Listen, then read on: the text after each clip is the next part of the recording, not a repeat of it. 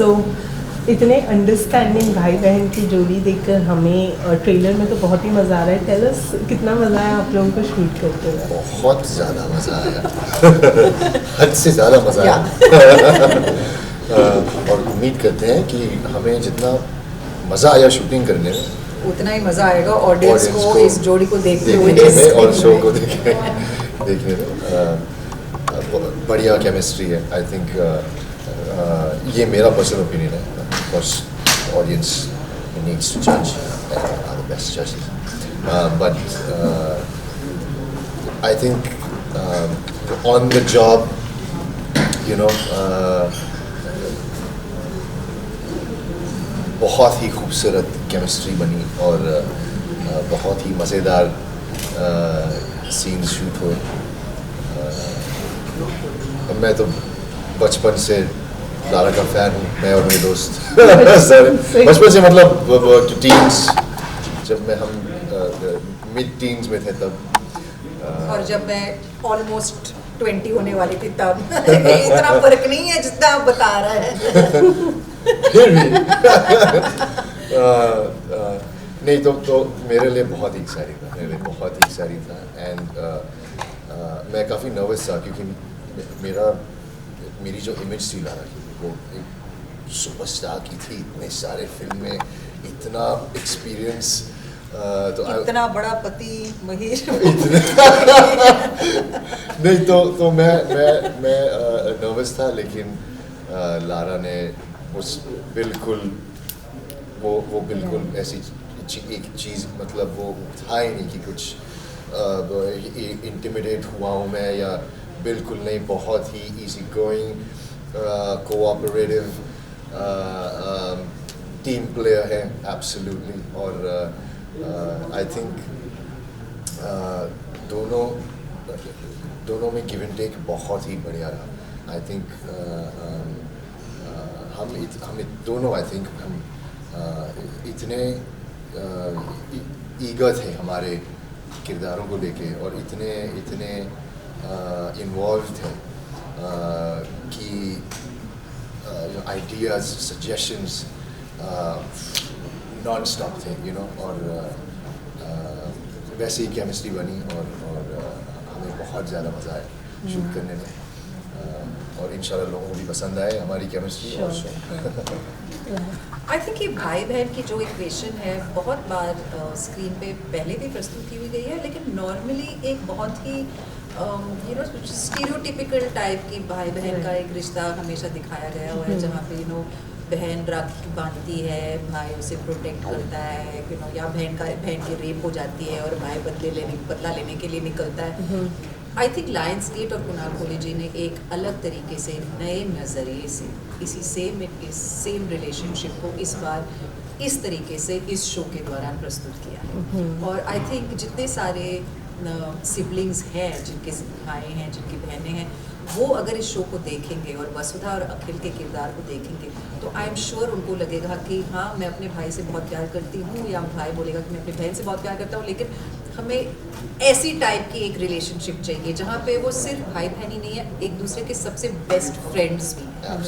और उनकी life story पे जो है उनकी जो बॉन्डिंग भी है वो उनके पेरेंट्स ने उन्हें काफ़ी मतलब बचपन में थोड़ा सा डैमेज भी किया. जैसे हम लोग हमेशा सोचते हैं कि हाँ जब भी हमें अपने पेरेंट्स के बारे में शिकायत करनी है या उनका मजाक उड़ाना है तो हम हमेशा सिबलिंग्स हमेशा एक दूसरे के बीच में ये करते हैं, गैंग अप हो जाते हैं अपने पेरेंट्स की तरफ. तो ये भी एक अखिल और वसु हमेशा एक दूसरे के लिए एक दूसरे के नंबर 1 सबसे बड़े सपोर्टर्स और सबसे बड़े पार्टनर्स रहे हैं. और यही आप देखेंगे पार्टनर्स इन क्राइम. बिल्कुल. वेल स्टिल इस तरीके के टॉपिक जिस पर आज भी बहुत सारे लोग हैं जो खुलकर बात नहीं करना चाहते हैं या फिर बोलते नहीं हैं, कई बार उस तरीके से वर्ड्स भी नहीं यूज़ करते हैं. तो उस तरीके पर कि वैसे टॉपिक पर कुछ लेकर आना और कुछ प्रेजेंट करना कितना अंडरस्टैंडिंग होगा ऑडियंसेस के लिए?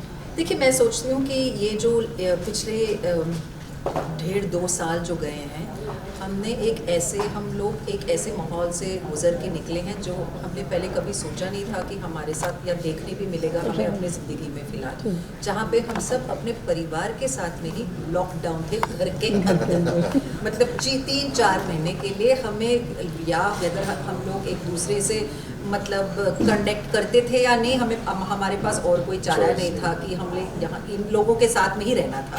आप अपने दोस्तों से नहीं मिल सकते थे, अपने बॉयफ्रेंड गर्लफ्रेंड से नहीं मिल सकते थे, किसी से और दूसरे के साथ में आपका तो कोई कनेक्शन था ही नहीं। तो आई थिंक जब एक ऐसा माहौल आ जाता है जहाँ पे जो आप चीज़ें आप नॉर्मली अपने फ्रेंड्स के साथ डिस्कस करते हो या अपने बॉयफ्रेंड या गर्लफ्रेंड के साथ डिस्कस करते हो कि नहीं मैं मम्मी पापा से ये चीज़ नहीं बोल सकती हूँ, या मैं अपने फैमिली मेम्बर से मुझे थोड़ा सा अनकंफर्टेबल लगता है चीज़ों के बारे में बात करने के लिए। आई थिंक ये शो इसी चीज़ को लेके बहुत ही अच्छी तरीके से इन कॉन्वर्सेशंस को नॉर्मलाइज करने की एक कोशिश की है। हम लोग ना कोई बोल्ड स्टेटमेंट करने की कोशिश कर रहे हैं, ना कोई हटके वाला ऐसा कुछ कर रहे हैं। जो भी हमने इस शो के दौरान जो भी बात की है हमने, ये होता है हमारी ज़िंदगी। हम रिलेशनशिप्स में पढ़ते हैं, हमारे रिलेशनशिप्स होते हैं, वेदर सीरियस हो या कैजुअल हो या जो भी है। ये सब चीज़ें कोई नई चीज़ें नहीं हैं जो हम लोग दिखा रहे हैं। इट्स जस्ट कि एक टाबू सी एक स्टेटस मिल गए इन चीज़ों को कि नहीं, फैमिली के साथ ये चीज़ें नहीं ऐसी चीज़ें बात नहीं करते हैं। तो अगर हम अपने फैमिली के साथ कंफर्टेबल नहीं रह सकते, if we can not be our true selves with our families, who are we going to be our true selves with? तो ये एक चीज़ है कि हम कोई बोल्ड स्टेटमेंट बनाने की कोशिश नहीं कर रहे हैं, सिर्फ यही कह रहे हैं कि आपके फैमिलीज जो होते हैं आपके फ्रेंड्स भी होने चाहिए, ताकि आप जो भी कहना चाहते हो अपने फैमिली से आप खुलेआम आराम से कॉन्फिडेंटली बोल सकते हैं। एब्सोल्युटली। लारा ने एक पिछले इंटरव्यू में कहा था, एक कहावत होती है फ्रेंड्स लाइक फैमिली। यहाँ पे दिखाना चाह रहे हैं कि it could also be family like friends, and that's very important I think। और जैसे लारा ने कहा, ये सारी चीज़ें नॉर्मल हैं, बात करने में शायद नॉर्मल नहीं है क्योंकि लोग शर्मा जाते हैं या उनको हिचकिचाते हैं या हिचकिचाते एम्बैरेस हो जाते हैं, लेकिन ये बहुत ही नॉर्मल चीज़ें हैं, हम सबके साथ होती हैं, अप्स एंड डाउन्स रिलेशनशिप में। और बात करना बहुत ज़रूरी है। आई थिंक रिलेशनशिप्स बढ़ती हैं, रिलेशनशिप्स और मजबूत हो जाती है, और एक बहुत ही मज़ेदार माहौल बनता है जब आप एक दूसरे के साथ सबके बारे में बात कर सकते हो, चाहे वो सेक्स हो, चाहे वो रिलेशनशिप्स हो, चाहे वो गलतियाँ हो या कुछ भी चीज़ हो, डिप्रेशन हो, कुछ भी चीज़, ऐसी जो चीज़ें होती हैं। आजकल आप देखें कि बहुत सारे यंग टीनेजर्स जो हैं अपनी सेक्सुअलिटी को लेके बहुत कंफ्यूज हैं, बहुत सारे ये एक नया मैं देख रही हूँ कि ये एक नया फेज़ चल रहा है कि मैं पहले ठीक है हम लोग जानते थे कि या मैं स्ट्रेट हूँ या गे हूँ, अभी तो अलग अलग किस्म की चीज़ें आ गई है भाई, मेरे को तो समझ में ही नहीं आती है कि ये क्या क्या चीज़ें हैं। लेकिन अगर आप देखें तो ये जो पीढ़ी है, ये जो जनरेशन है, वो खुलेआम बात करते हैं exactly. अपने पेरेंट्स से भी वो हिचकिचाते नहीं है कि उनको लगता है कि अभी मैंने कुछ नए टर्म सीखे हैं, पैन सेक्सुअल और ए सेक्सुअल, ये तो मुझे अभी भी फिर समझ में नहीं आते। मैं अपनी नीसे से पूछती हूँ कि भाई यहाँ आ जाओ, बैठो, ये थोड़ा मुझे समझाओ कि ये होता क्या है। लेकिन वो डरते नहीं हैं क्योंकि वो अपने आप को लेकर बहुत ही कंफर्टेबल हैं कि ये हूँ तो मैं हूँ, ऐसे हूँ। अगर आपको इससे चीज़ से प्रॉब्लम है वो आपकी प्रॉब्लम है, मेरी प्रॉब्लम नहीं है। तो उससे पेरेंट्स का भी दिमाग थोड़ा सा एक्सपैंड होता है, उनकी भी थोड़ी सी सोच एक्सपैंड होती है।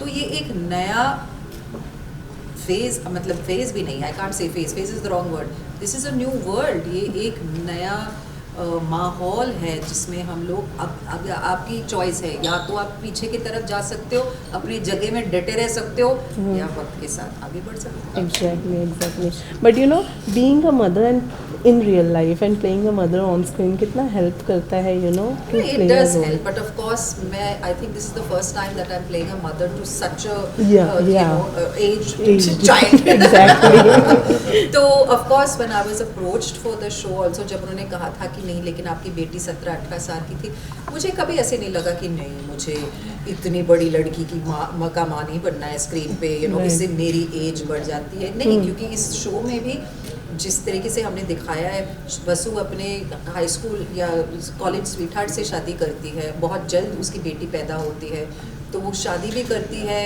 यू नो, अपने 20s में बेटी भी पैदा होती है 21-22 साल में। तो जब वसु इस शो में है, वो 40 साल की है, 39-40 की है ऑलमोस्ट, और उसकी डॉटर ऑलरेडी 18 ईयर्स की है। तो ऐसे बहुत सारे औरतों को मैं भी जानती हूँ जिनके डॉटर्स, उनकी सिर्फ बेटियाँ नहीं हैं, उनके फ्रेंड्स, बेस्ट फ्रेंड्स भी होती हैं। तो यहाँ पे भी के अलग जनरेशन है, वो भी चाहती है कि उसकी माँ की ज़िंदगी ख़त्म ना हो, कि बस अभी वो सेपरेट हो चुकी है अपने हस्बैंड से, तो बस मतलब इसका मतलब कि उसकी ज़िंदगी ख़त्म, अभी आप घर में बैठे रहो और अभी मेरी ज़िंदगी शुरू होने जा रही है। वो केस वैसे सोचती भी नहीं है, वो चाहती है कि उसकी माँ फिर से यू नो प्यार को ढूंढे, फिर से you know she has the chance of falling in love. She doesn't feel कि एक ही आदमी था मेरी ज़िंदगी में और अभी ये नहीं बना तो बस हो गया, मैं बैठ जाऊँ चुपचाप। And I think that's a wonderful relationship even between the mother and daughter. Did this motivated you to create a good bond between your daughter and you? Yeah, it's a huge responsibility as a parent. मेरी बेटी फिलहाल real life में बहुत सिर्फ छोटी 9 है। साल की है, यू नो, तो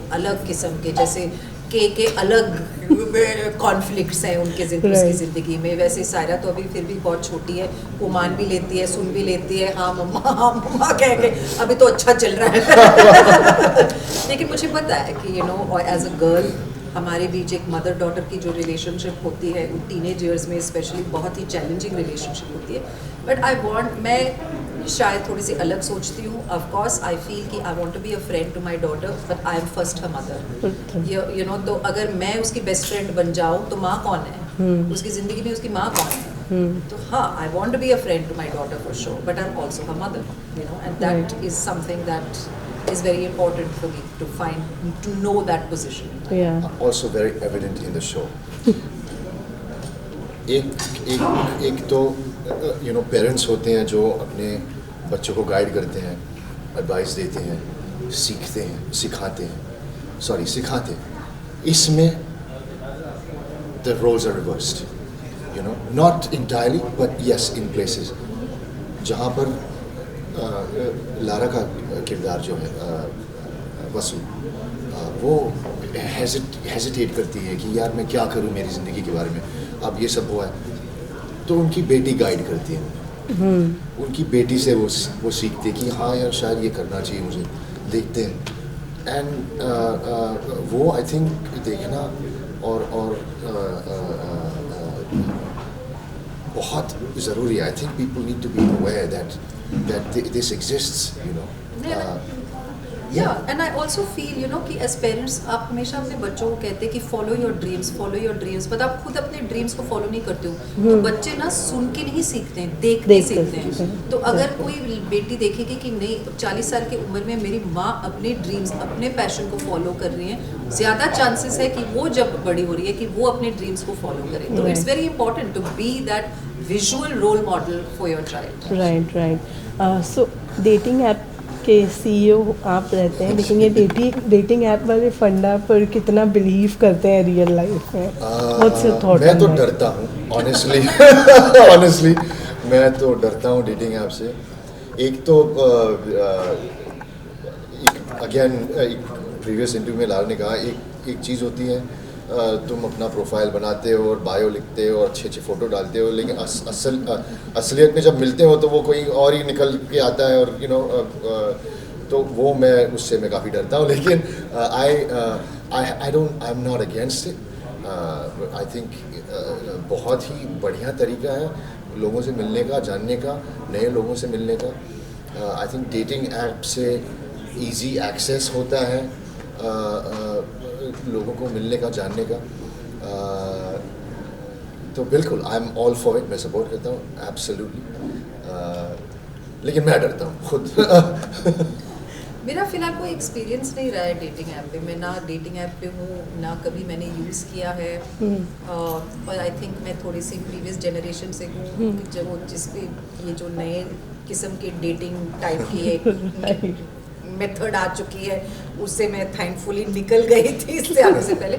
लेकिन मुझे ऐसा लगता है कि एक अच्छी चीज़ है। नॉर्मली एक मैं इस तरीके से सोचती हूँ कि हाँ ज़रूर लोग बोलते हैं कि नहीं, लेकिन ये लोग मिसयूज़ करते हैं, सिर्फ कैजुअल रिलेशनशिप्स बनवाने के लिए मिलते हैं। हाँ ये भी होता है, लेकिन अलग तरीके से आई फील कि आजकल औरतों के लिए भी और मर्दों के लिए भी आपको एक चॉइस दी जाती है। आपके पास फ़िलहाल चॉइस जो है आपकी वो थोड़ी सी एक्सपैंड हो गई है, और आप अपने ही बल पे, अपने ही चॉइस से, अपने ही कंसेंशुअली चूज़ कर सकते हैं जिन आपको जो पसंद आए, जिसके साथ आप वक्त बिताना चाहें।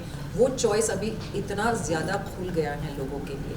तो ये ज़रूरी नहीं है कि आप सिर्फ लाइफ पार्टनर ढूंढ रहे हैं या आप सिर्फ हुकअप करने के लिए पार्टनर ढूंढ रहे हैं। दोस्त भी ढूंढ सकते हैं। ऐसे भी हो सकता है कि आप दोस्त भी ढूंढ सकते हैं। किसी को ढूंढते ढूंढते ऐसे भी हो सकता है कि आपको दोस्त मिल जाए।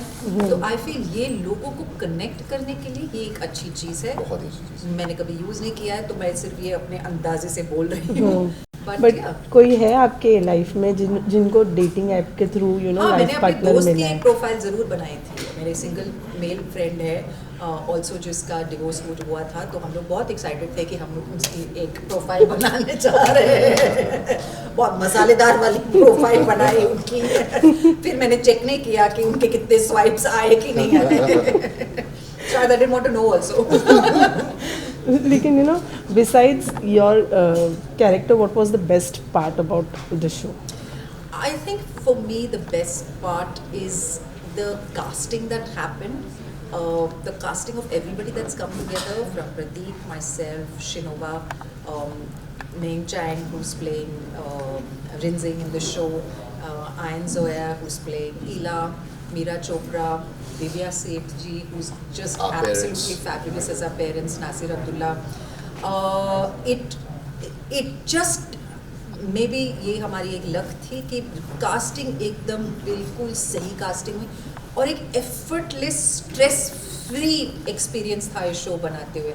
ऐसा कभी नहीं लगा कि हम लोग कुछ ज़्यादा कोशिश कर रहे कुछ क्रिएट करने के लिए। जैसे आप देखेंगे पोस्टर्स भी बहुत ही एक फ्रेशनेस है, एक एक वाइब्रेंस है पोस्टर्स में। आपने ट्रेलर भी देखा होगा तो ऐसे भी लगेगा कि एक फ्रेशनेस, एक वाइब्रेंस है ट्रेलर में। बहुत ही एफर्टलेस, एब्सोल्युटली एफर्टलेस प्रोसेस रहा है। एंड ऑफ कोर्स इसके लिए मैं बहुत क्रेडिट भी दूंगी कुणाल कोहली जी को, क्योंकि उन्होंने बहुत ही अच्छी तरीके से इस पूरी चीज़ को जोड़ा है। एब्सोल्युटली। मुझे सेट पे किरदार निभाना और काम करना इतना आसान कभी नहीं लगा है मुझे इस बार इस शो पे मुझे बहुत ही इजी गोइंग एटमॉस्फेयर लगा, थैंक्स टू कुणाल सर। का सारे डायरेक्टर्स कुणाल सर जैसे हुए बहुत ही लीवे देते हैं, बहुत ही स्पेस देते हैं अपने एक्टर्स को खेलने के लिए, और बिल्कुल प्रेशर नहीं डालते हैं, और उससे काम और बढ़िया होता है। तो वो हमने एक्सपीरियंस किया। I think all of us experience that with We were actually sad on the last day of filming of the show. We were actually sad that it was over. So that was the amount of fun that.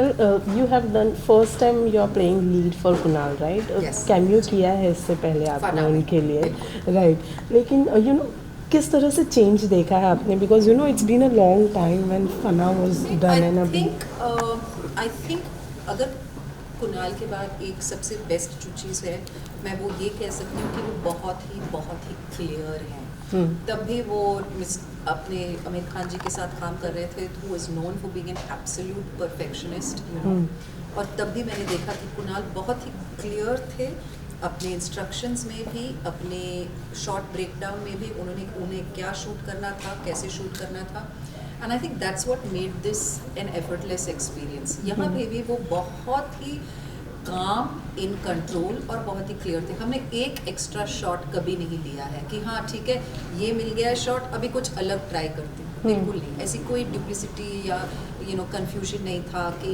ये तो मिल गया, अब देखते हैं और क्या मिल सकता है। बहुत ही क्लियर थे अपनी तरफ से कि मुझे ये चाहिए, I got it, let's move on. And I really like that. I think जब निर्देशक अपने आप से बहुत ही क्लियर, बहुत ही फोकस्ड है, तो एक्टर्स के लिए it becomes very very easy to deliver what is expected. Well, Pratik, आपके साइड से what will be the next which will be hitting on theaters? After this, I have a film called Cobalt Blue on Netflix. 3 December को release होगा Netflix पे. It's a heartbreaking love story. It's a novel that has been made into a film. Yes. Yeah, and Lara ma'am आपके side से? Yeah, I have. It's been a busy year for me. COVID has been very kind to me. You look at the silver linings. मैं बहुत busy रही हूँ. बहुत सारे projects हैं. Bell Bottom से लेकर Call My Agent, of course now, Hiccups and Hookups, और दूसरे OTTs पे दूसरे projects भी आ रहे हैं. लेकिन उसके बारे में हम लोग बात नहीं करेंगे. of course, जब उसकी बारी आएगी. Thank you so much. बता दें कब देखने मिलने वाला है हिकअप्स एंड हुकअप्स? 26 नवंबर को आपके स्क्रीन्स भी और स्क्रीन्स पे भी हमारी राउडी फैमिली आ रही है आपको एंटरटेन करने। Lionsgate Play पे। Lionsgate Play पे। Thank you so Thank much. you so thank you.